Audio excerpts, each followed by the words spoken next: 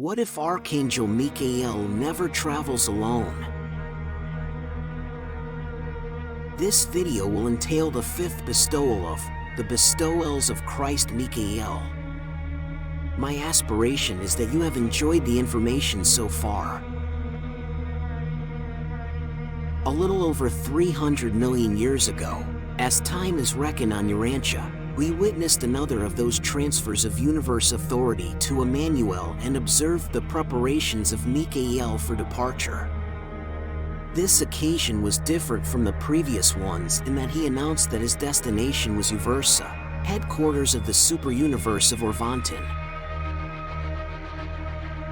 In due time our sovereign departed, but the broadcasts of the super-universe never made mention of Michael's arrival at the courts of the Ancients of Days. Shortly after his departure from Solvington, there did appear in the Uversa broadcasts this significant statement: "There arrived today an unannounced and unnumbered ascendant pilgrim of mortal origin from the universe of Nebadon, certified by Emmanuel of Solvington and accompanied by Gabriel of Nebadon." This unidentified being presents the status of a true spirit and has been received into our fellowship.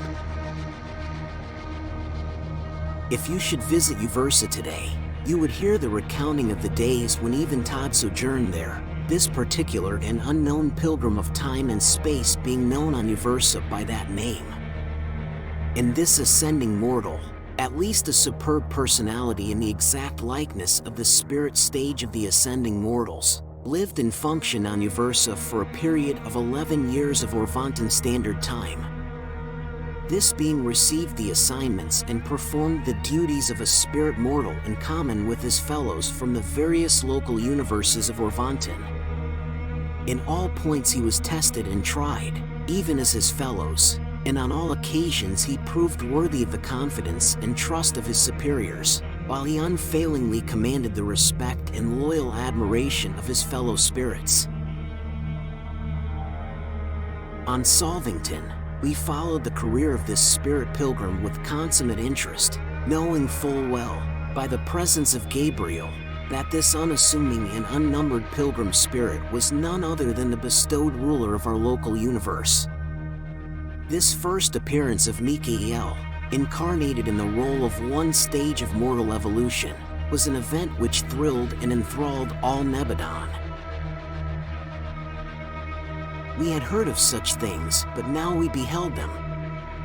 He appeared on Uversa as a fully developed and perfectly trained spirit mortal and, as such, continued his career up to the occasion of the advancement of a group of ascending mortals to Havona, whereupon he held converse with the Ancients of Days and immediately, in the company of Gabriel, took sudden and unceremonious leave of Uversa, appearing shortly thereafter in his accustomed place on Solvington. Not until the completion of this bestowal did it finally dawn upon us that Michael was probably going to incarnate in the likeness of his various orders of universe personalities, from the highest Melchizedek's right on down to the mortals of flesh and blood, on the evolutionary worlds of time and space. About this time, the Melchizedek colleges began to teach the probability of Michael's sometime incarnating as a mortal of the flesh, and there occurred much speculation as to the possible technique of such an inexplicable bestowal. That Michael had in person performed in the role of an ascending mortal lent new and added interest to the whole scheme of creature progression, all the way up through both the local universe and the super-universe. Still, the technique of these successive bestowals remained a mystery. Even Gabriel confesses that he does not comprehend the method whereby this Paradise Son and Universe Creator could, at will, assume the personality and live the life of one of his own subordinate creatures. We have reached the end of the fifth bestowal of Michael. I appreciate you watching my videos.